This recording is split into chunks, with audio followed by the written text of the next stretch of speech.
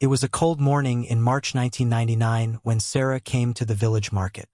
She was a farmer's daughter, 35 years old, with strong hands and tired eyes. Everyone in the village knew her because her father had owned a big cow farm for 40 years. When her father died 2 years ago, Sarah took over the farm. That morning, Sarah asked an old farmer named Kumar something that made everyone stop and stare at her. She had 200 cows and wanted to make the farm better. She asked, "Can I keep chickens with my cows? Can they eat together in the same field?" Kumar laughed. He was sitting near the tea shop, and when he heard Sarah's question, he laughed so loud that other farmers came over to listen. "What are you saying, child?" Kumar asked, wiping his eyes. "Chickens with cows? This is the most foolish thing I ever heard." Other farmers joined the laughter. Ram, the richest farmer in the village, shook his head. "Poor girl. She lost her mind after her father died," he said to the others. "A cow will step on the chickens and kill them all. What use is this?" Sarah did not say anything. She just listened to them laugh and then went back home. But she did not stop thinking about her question. That night, Sarah sat in her father's study. The room still smelled like him, like old books and tobacco. On the second shelf, she found a thick notebook with a yellow cover. Her father had written on it in big, clear letters, "Chickens and cows, how they help each other, 1975 to 1995. Sarah opened the book slowly. Inside, her father had written everything. How to keep chickens. How to move them with the cows. What the chickens did. Why they were important. The book had 20 years of notes, drawn by hand with numbers and dates. Her father had written, "Chickens follow the cows. The cows make dirty places in the field. The chickens come after and eat the bugs in the dirty places. These bugs bite the cows and make them sick. But the chickens eat the bugs before they bite the cows. This is nature's way. We do not need to buy medicine. The chickens do the work for free." Sarah read more. Her father had counted the money. In 1 year, he said, the chickens saved him 500 rupees in medicine costs. The chickens also made eggs. He sold the eggs and made 2,000 rupees. This was a lot of money in 1980. But then Sarah found a sad note. In 1995, her father had stopped keeping chickens. He wrote, "The young farmers think I am old. The chickens are too much work for one man. The cows are enough. I will stop now. But maybe one day, someone will read this and understand." Sarah closed the book and held it tight. She understood. She knew what she had to do. In April 1999, Sarah bought 400 chickens. Young chickens not yet laying eggs. The village people watched her build small houses for the chickens on wheels. She made them from wood and wire. She could move them with a tractor. "Look at the foolish girl," they said at the market. "She will waste her money and then come crying to us." Ram came to her farm one day. He stood at the gate and watched Sarah moving the chicken houses. "Sarah," he said in a kind voice, "you are a good girl, but this will not work. Stop now before you lose everything." Sarah looked at him and said, "Thank you for caring, Ram, but I will try first." The farm had 4 fields. Sarah moved the cows to the first field. She kept them there for 4 days. The cows ate the grass and made dirty places everywhere. Then Sarah moved the cows to the second field. Now she moved the chickens to the first field where the cows had been. The chickens started their work. They scratched in the dirty places. They ate the bugs and worms that lived in the cow dirt. The bugs that make cows sick could not grow because the chickens ate them. In July, something happened. The cows in the fields that had chickens seemed happy. They stood quietly and ate more grass. The cows in the other fields were not happy. They moved around a lot. They shook their heads because flies were biting them. Sarah's mother noticed it first. "Look at the difference," she said. "The cows with the chickens are better." By September, Sarah counted her money. She spent 700 rupees on chicken food. She sold eggs for 2,000 rupees. The medicine she did not need to buy, that saved her another 300 rupees. Together, she made almost 3,000 rupees profit in just 5 months. But more important than money, the cows were healthier. In the village, every farmer had to buy medicine for sick cows. Sarah did not. Her cows looked better at the market. Still, no one believed her. Maybe just luck, they said. One good year does not mean anything. In 1999, before the next year started, Sarah made a plan on paper. She drew the field boxes. She wrote down when to move the cows and when to move the chickens. She also asked her helper, Raju, to write in a small notebook every day. What did the chickens do? Were the cows sick? How was the grass growing? How many flies could he see? This was farming, but it was smart farming. It was not just luck. In the second year, 2000, the numbers were even better. The parasite treatment cost went down by 40%. The eggs made 3,000 rupees. The grass in the fields with chickens was thicker and greener than the other fields. One day, Ram came to Sarah's farm again. This time, he did not come to laugh. He came to look. He walked with Sarah through the fields. He looked at the cows. He looked at the chickens working in the old cow places. How long have you been doing this? He asked. 1 year, Sarah said. Well, almost 2 years if you count when I planned it. Ram was quiet. Ram was quiet. He looked at the healthy cows. He looked at the chickens scratching in the dirt. Sarah, he said finally, I owe you an apology. I told you this would not work. I was wrong. I do not understand how this works, but I can see that it works. Can you teach me? Sarah smiled. Yes, she said. But you have to listen to everything. You cannot take only the easy parts. All of it works together or none of it works. Ram agreed. That day, he became the first farmer in the village to believe in Sarah's idea. By 2002, Ram had built 2 chicken houses and started his own rotation. His results were the same as Sarah's. His cows were healthier. His grass was better. His costs went down. When other farmers saw Ram doing this, they started to think. Ram was a rich farmer, a smart farmer. If Ram was doing this, maybe it was not foolish after all. In 2003, a scientist came from the city. Her name was Dr. Priya. She worked for the agriculture office. She came because the village records showed that Sarah's farm was doing better than all other farms in the area. Better grass, healthier cows, lower costs. Dr. Priya spent 3 days at Sarah's farm. She took samples of the soil. She looked at the records. She counted the cows and the chickens.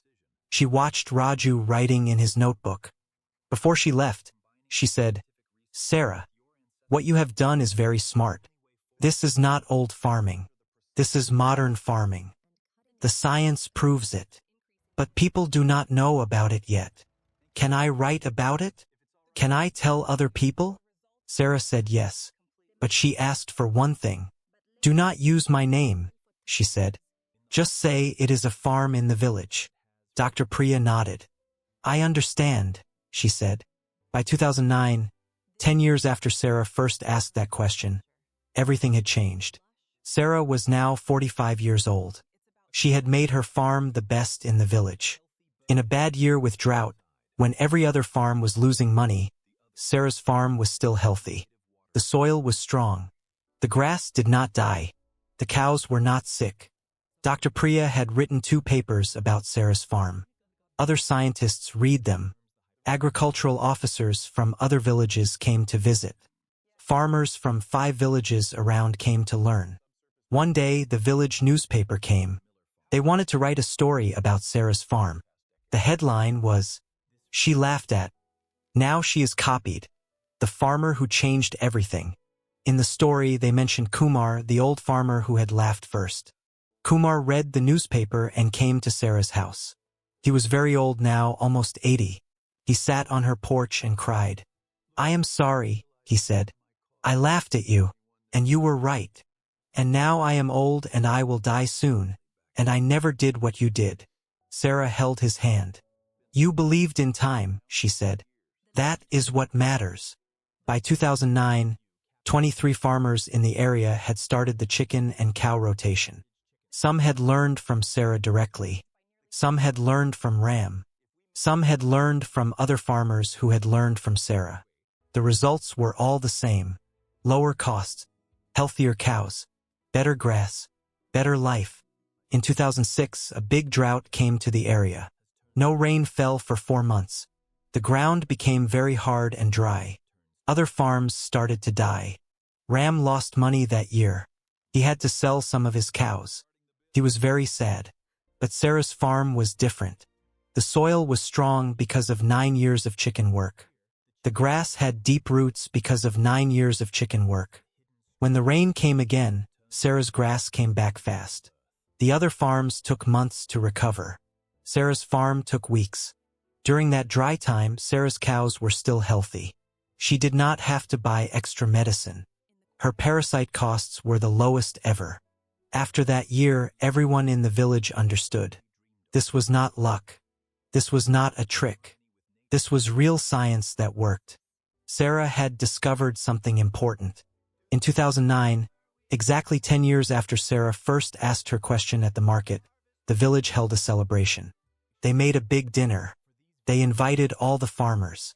They gave Sarah a prize for being the best farmer. Sarah was very happy, but she was also humble. She stood up and said, "This was not my idea. This was my father's idea. I only remembered what he wrote in an old book. The chickens and cows work together. They help each other. This is nature. I did not invent it. I just listened to my father." She held up the yellow book that her father had written in 1975. "This book," she said, "has the answer to your problems. You just have to read it and believe it." After that day, more farmers wanted the book. Sarah copied parts of it and gave to them. Within 2 years, 43 farms were using the chicken and cow rotation system. Sarah had a daughter named Priya, named after the scientist who came to write about the farm. Priya was now 20 years old. She had watched her mother work for 10 years. She knew all the secrets. Sarah taught her daughter all the skills. How to move the chickens. How to watch the cows. How to write the notes. How to understand what the chickens were telling her about the soil and the grass. The yellow book now had 4 different handwritings in it. Sarah's grandfather had started it. Her father had continued it. Sarah had added her notes. Now Priya was starting to add her handwriting to the last pages. The book would never be finished. It would keep growing. Every farmer who used this system would learn from the book and add to the knowledge. First, the old ways were not always bad. Sometimes the old knowledge was good knowledge. Sarah's father and grandfather had learned from working with the land for 50 years. That knowledge was valuable. Second, when one person believes and works hard, others will follow. Sarah did not argue with people. She did not fight.